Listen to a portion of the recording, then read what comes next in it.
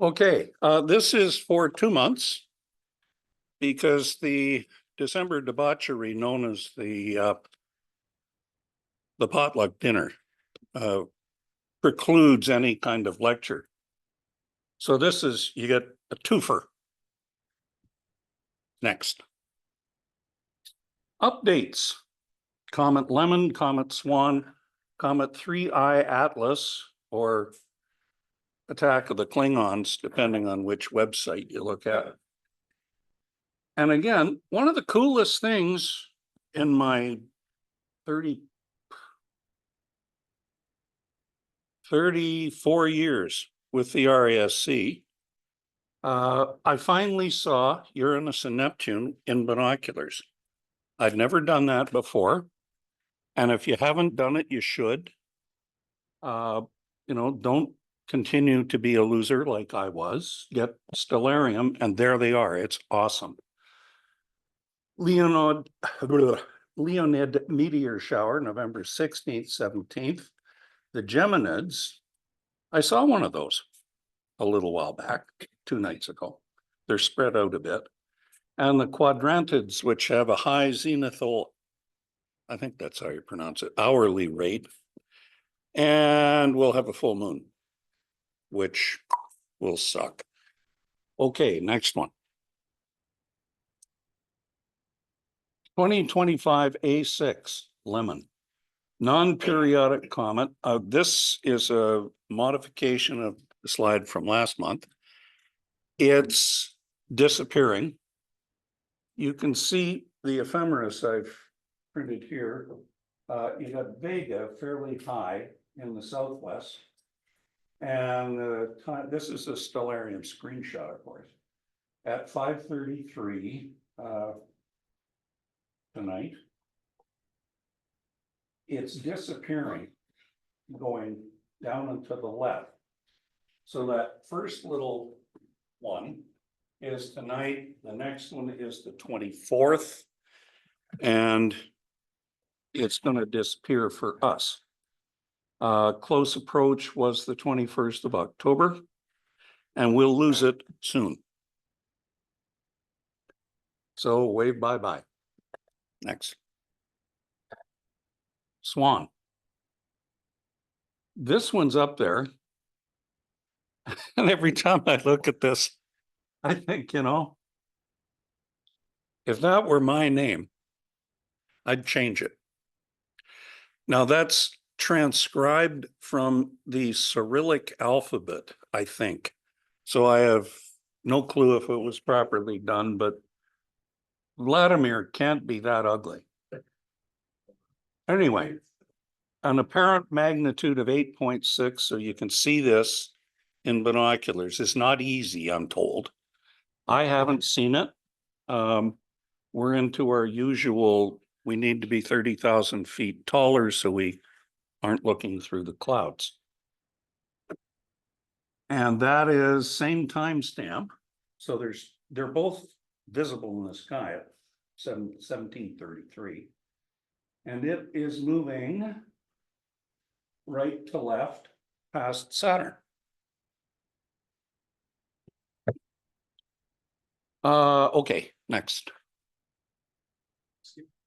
Nope. Now, 3I Atlas, the I means interstellar, and it's the third one they found. And contrary to what you will read, no, it's not sending off landing craft or death rays or flashing red and green lights or anything. It's moving at greater than the escape velocity of the solar system. So gravity didn't get it here. Something else did from someplace else. It's interstellar. God only knows how old it is, but it does behave like a comet. It's got a coma. You can see this is a straight shot from heavens above. If you don't look at that website, well, why are you here? That line is almost perfectly straight. This thing ain't, well, it's barely slowing down at all. 65, 68 kilometers per second. It's hauling. And if here we are sitting on Earth, and you can see it's going left to right as we look towards the sun. Next one.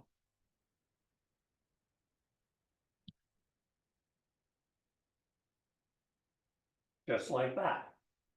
Now I made it the 18th because the moon gets annoying. But you can see it's heading up to the right, 18th, 28th, 8th of December, 18th, and so on and so on. You will never see it again. Yeah, it's just moving, really moving. Okay, next one. And that's magnitude 9.8. So you're probably looking telescope for that.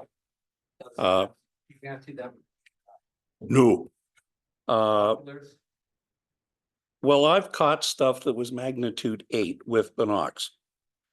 We'll see, you can see Neptune, for example. I used to have better eyesight. I can see on a good dark night down to about magnitude 5, maybe a little further. But, you know, I got floaters and stuff, and it's like, who the hell knows? Yeah, this little guy, I stole this. It's mislabeled, this thing here. That's actually thousands of kilometers per hour. This is escape velocity. So the comet is moving 68 kilometers per second. And at Earth's radius, 42.1 is all you need to say adios permanently. Now, from the surface of the sun, it's 617, which is why things fall into the sun and don't come back. But you can see, if you look, this is interesting. On the sun, sun's gravity, 617.5 kilometers per second.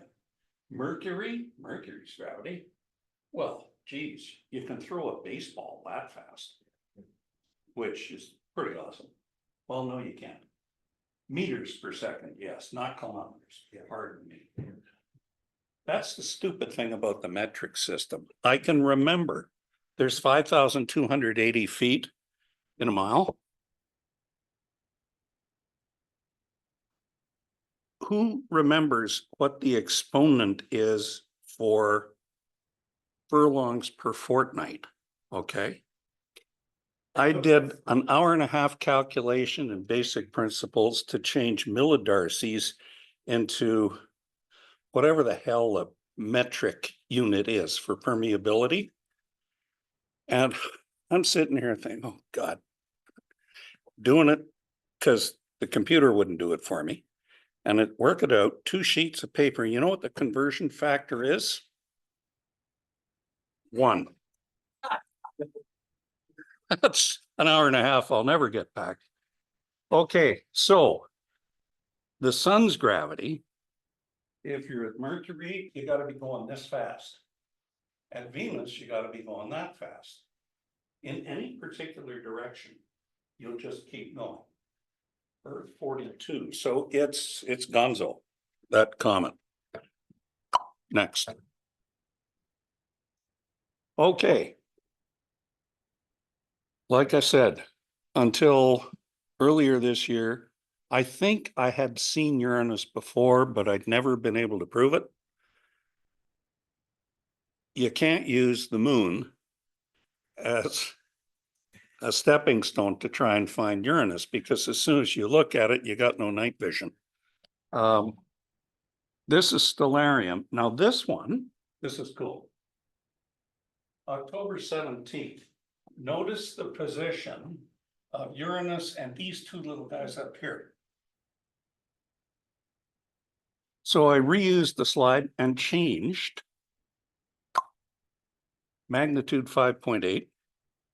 And here's the most recent screen capture. See how much closer Uranus are to those two little stars on the right? It's almost an equilateral triangle from this one. Here's the Hyades cluster, Aldebaran, and the Pleiades, and those guys. Uranus is not moving. Well, it looks like it's moving retrograde because it's at opposition and we're passing it. So it looks like it's going left to right. It isn't, it's just rotating slowly. Okay, next one. Neptune. At one point, Saturn and these two stars, it was a nice equilateral triangle. It still sort of is, but if you can find Saturn, follow this and take the right hook and you'll find Neptune in a pair of binoculars. It's about, I think it was magnitude 7.6. You can see it in binocs. As long as there's no moon and you're, not under a street light. Just regular. 8x50s. Yeah.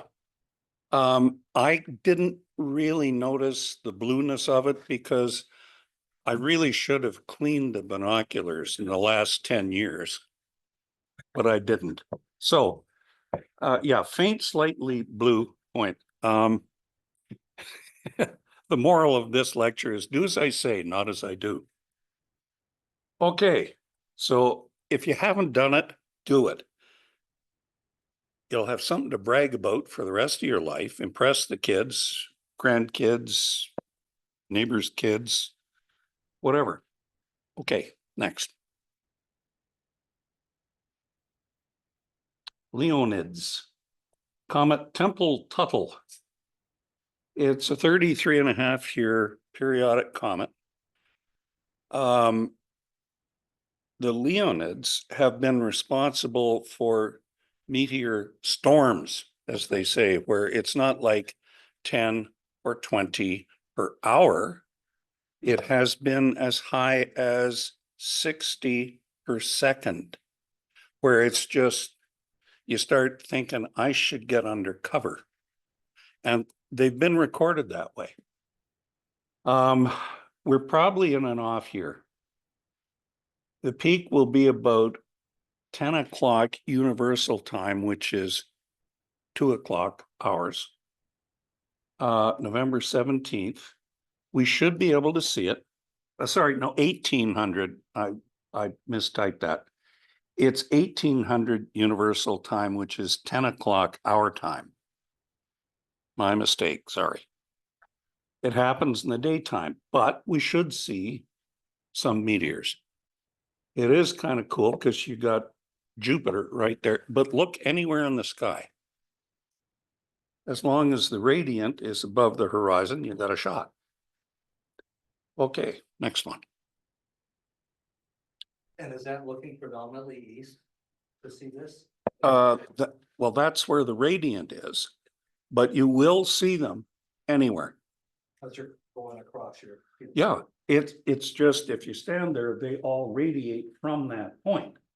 Now, the one that you see going, it came from that direction. Provided we have clear sky.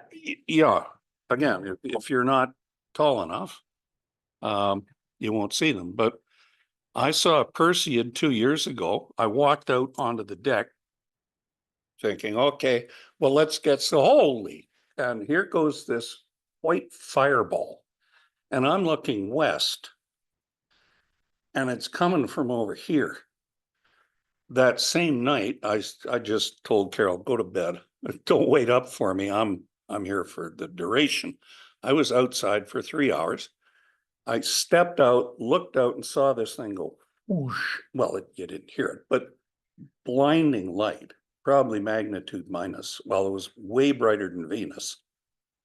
So -5, something like that.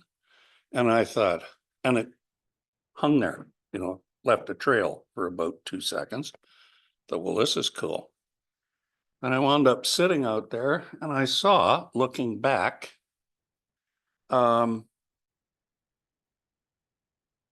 exactly the same pattern of light, really bright, got it real bright, and then faded out. Took about a second, second and a half, and it didn't move. I think that's the radiant. It was coming straight at me. Thank you for this atmosphere, God. Because otherwise, anyway, Geminids, 3,200 Phaethon, orbital period 1.4 years. It may be a cometary core, but it's going so close to the sun. The sun is about that big in the sky, about 14 times or 12 times how big it would look from where we are. So your SPF 2 million isn't going to do it. The solar heating stress on the rock is slowly disintegrating it because it heats it, cools it, heats it, cools it. It's got negligible gravity. So if something gets broken and you're getting hit with solar wind, it's leaving a trail. Well, I wrote about it. I called it solar dandruff. And that's in a sense what it is. And that's what we hit when our orbit goes through it. Yeah, perihelion is 13 million miles. We're 92 million away. Peak rate can be up to 120 per hour, but I don't know how variable it is. And you can see up here the radiant Geminids. That's right above Castor in Gemini. Okay, next one. And the Quadrantids, named after an obsolete constellation. Well,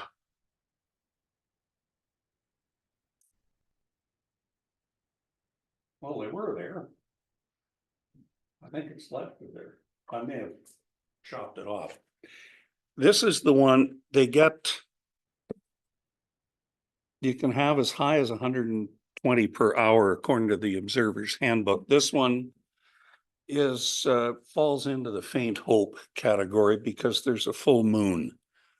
And it's like, yeah, what's the point?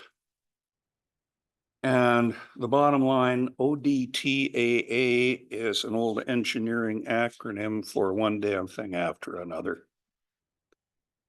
And that, as they say, is that.